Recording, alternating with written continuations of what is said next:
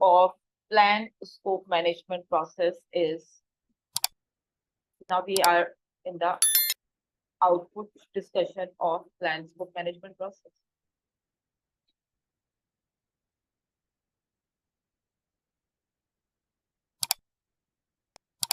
And this is the output number 1. There can be other outputs as well, which are nothing but just the update of something which has already been created. We again are not interested in that one. We are interested in the primary outputs, and this is one of the primary outputs of this process. Requirements management plan. I think you guys are able to recall the management plan that we have seen earlier. One of the management plan that we have discussed earlier is resource management plan. Can anybody recall that what I told you about a plan or a management plan, like a very primary keyword with respect to plan? What does a plan tell us?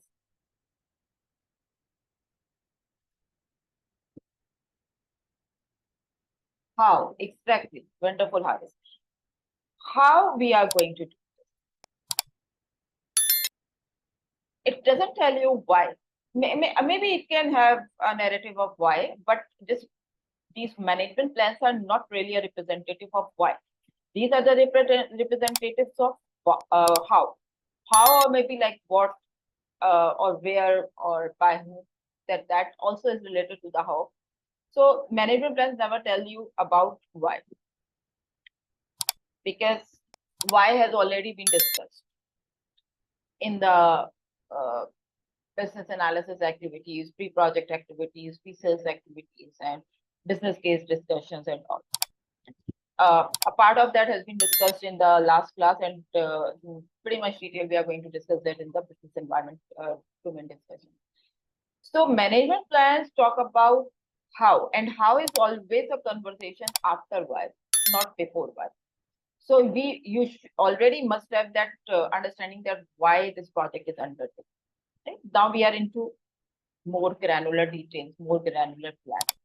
So why doesn't make sense? The only sense is how we are going to align our planning in capacity of our vision and our project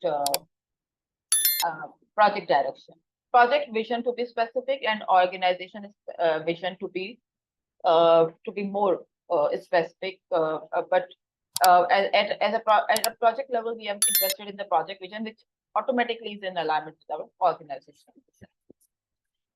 So management plan, any management plan, not only requirements management plan, any management plan, whenever we are going to talk about it, there are 10 management plans that we have to see.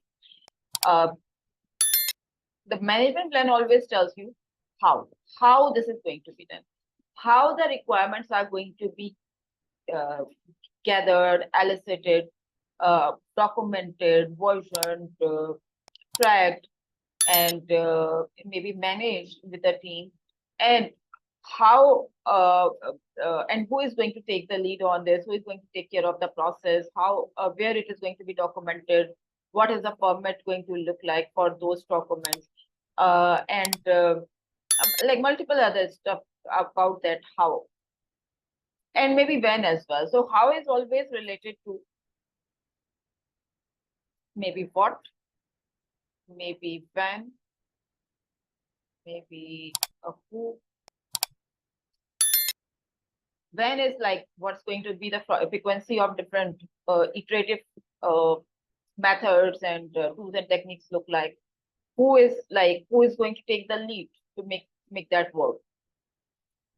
So later on, we are going to see the collect requirement process, and multiple times our technique needs to be done at a defined cadence. So who is going to arrange that? Who is going to lead that? Who is going to facilitate that? This is also written in the requirements management. What means different tools and techniques, maybe some tools, some techniques. In case of requirement, it's most likely techniques, but tool and technique is a general terminology. So you can see over here as well how the requirements will be analyzed, documented, managed, maybe other specifics as well, maybe tracked, maybe versioned, because there can be multiple versions to our requirement. So you need to have a process for that. You need to have a mechanism for that. This is exactly what we are discussing. For your information, unlike what some of you should be thinking, this document is not a requirements document. So I at times get this feedback that, okay, this is a requirements document. So whatever requirements we are going to elicit and gather, this is going to be documented in here. No, this is not a requirement specification document. This is not where we are going to document the gathered specifications from the end users and customers. No, this is a planning document. The requirements document is a different document, which is coming in the later process. This is a strategy, like a more management strategy document, that how we are going to take that forward to come up with a scope baseline. Let me show you some of the content elements that PMR suggests to keep in the requirements management plan. As you can see, planning, tracking, reporting, formats, versioning, prioritization. Yes, prioritization is also very important with respect to requirement. As we have seen some of the prioritization techniques earlier for Agile. In case of predictive, you have the prioritization mechanisms for requirement as well.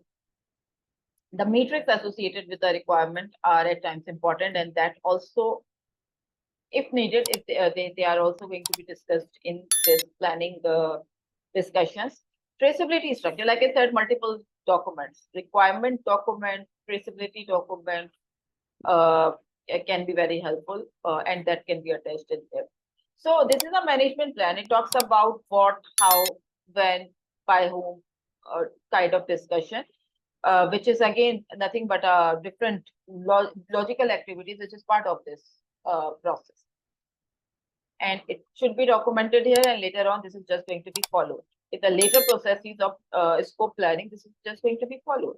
If somebody needs to get this answer, that how I am going to document the requirement, that should not be an unanswered question before you get to the collect requirement process. It should have been documented and discussed within the team member somewhere, and that is this process.